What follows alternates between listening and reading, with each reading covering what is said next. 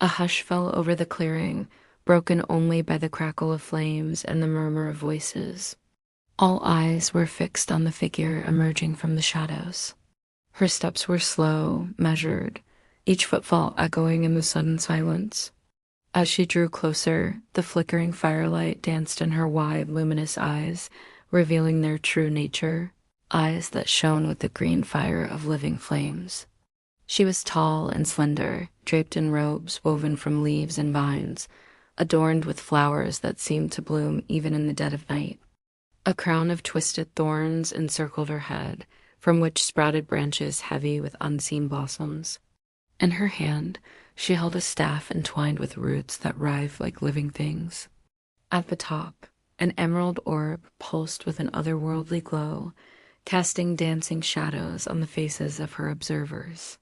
The Queen of Thorns, Alaris, had come. The villagers, cloaked in furs against the chill night, shuffled nervously, their murmurs growing louder. Whispers of ancient prophecies, of vengeful spirits and haunted glades filled the air.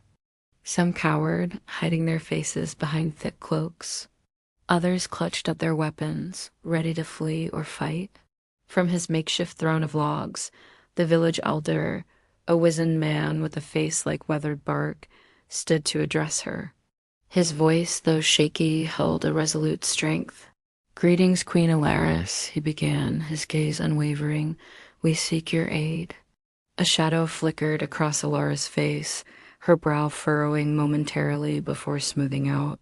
She inclined her head slightly in acknowledgement, and the villagers shifted uneasily. "We have heard tales of your power, your dominion over the wilds of Thelrine," the elder continued, pushing back a stray lock of white hair. "Our village has been plagued by misfortune. Crops fail, game flees our hunts, and strange illnesses afflict our children. Our hunters say they are beset by shadowy beasts, and our wells run dry despite the rains." His words hung in the air, heavy with desperation. Each villager's bowed head was a testament to their plight. Alaris regarded them in silence, her eyes flickering with an inner light. Finally she spoke, her voice like the rustling of leaves in a gentle breeze. "The forest is wounded," she stated, more than asked. "Its pain echoes in the wilting of your fields and the emptying of your larder. The balance is broken." The elder nodded grimly. "We have trespassed, we have hunted without asking leave, we have taken without giving thanks." Alaris raised a hand, silencing his apology. "Your transgressions are known," she said softly, "but so is your need.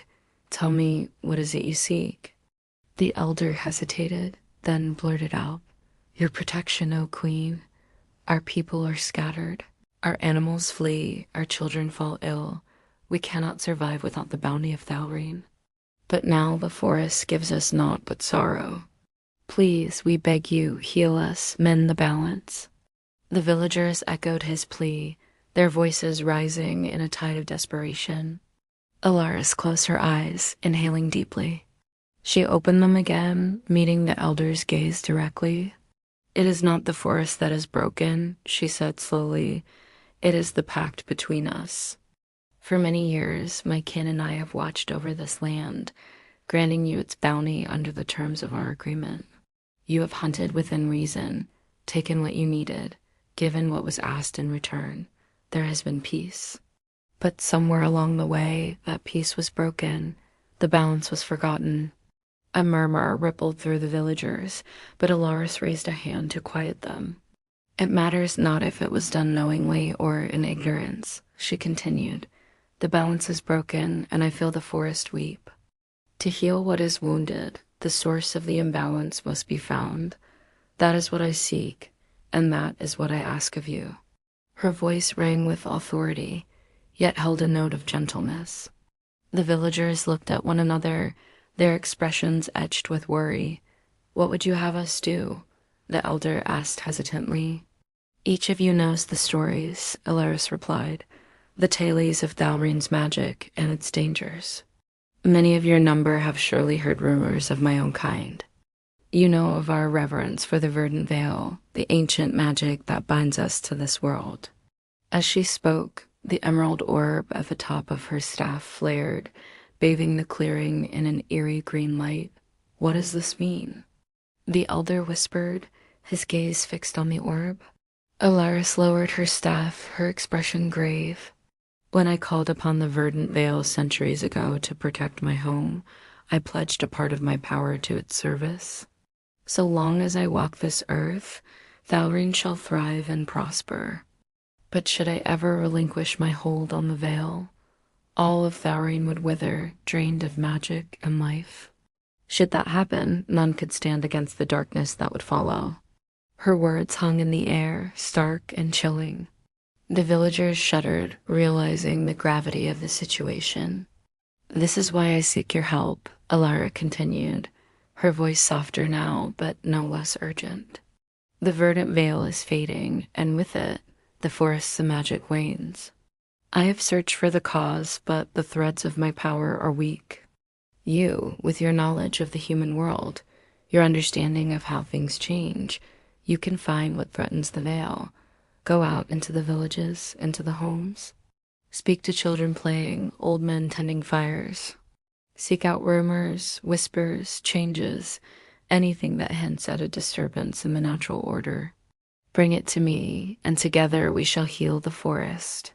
The villagers, their initial fear replaced by determination, nodded eagerly. We shall bring you word, the elder promised. You have our oaths. And so, with the first light of dawn, Alaris watched as the villagers disappeared into the forest. She knew their task would be daunting, yet she placed her trust in them. After all, the forest and its people were once one. Surely they would find what was troubling Thalreen. She turned to her staff, resting it against a nearby tree. The emerald orb pulsed faintly, mirroring her thoughts. It would be a long search, but she was patient. Time was a river in the forest, flowing at its own pace. She stepped into the heart of the woods, her footsteps soft on the mossy ground. Sunlight filtered through the canopy, painting dancing patterns on the forest floor. The air was alive with the scent of pine and damp earth. As she walked, birdsong filled the trees, and the rustle of small animals broke the quiet. Even the shadows seemed friendly, sheltering her from the sun's bright gaze. Alaris was home, and she would not rest until her forest was whole again. After what felt like hours, though time kept no count, the villagers returned, their faces edged with concern. They had followed Alaris's instructions, seeking out every whisper, every anomaly in the rhythm of the forest, and they had found much. Many of the village children had spoken of a creeping darkness at the edge of town, a gloom that seeped from the hills beyond the familiar boundaries of their world. The elder, his eyes cloudy with worry, shared these tales with Alara, who listened intently. The hills beyond our lands have always been wild and untamed, he said, his voice trembling slightly, but recently even the bravest of our hunters have refused to go near them. They say there is an oppressive presence there, something unnatural. Alara nodded slowly, her gaze distant. I sense it too, she murmured. A disturbance, a corruption dot, it grows stronger as the forest weakens. She turned to the villagers, her expression grave. Then we must go there, to the source of this darkness, and confront whatever evil festers there. Her words were met with gasps of surprise and protest. None had anticipated such a perilous journey. But it's so dangerous, one of the villagers cried out. What if it's a place of great evil? What if we unleash something terrible upon the world? Alaris placed a comforting hand on the woman's shoulder. I will go with you, she said softly, and together we shall face whatever lies ahead. Though fear still tugged at their hearts, the villagers nodded their understanding. They had sought the queen's help, and now they would stand by her side. And so, armed with nothing but courage, curiosity, and an unwavering hope, the unlikely company set out into the darkening woods, toward the hills where shadows danced and secrets stirred.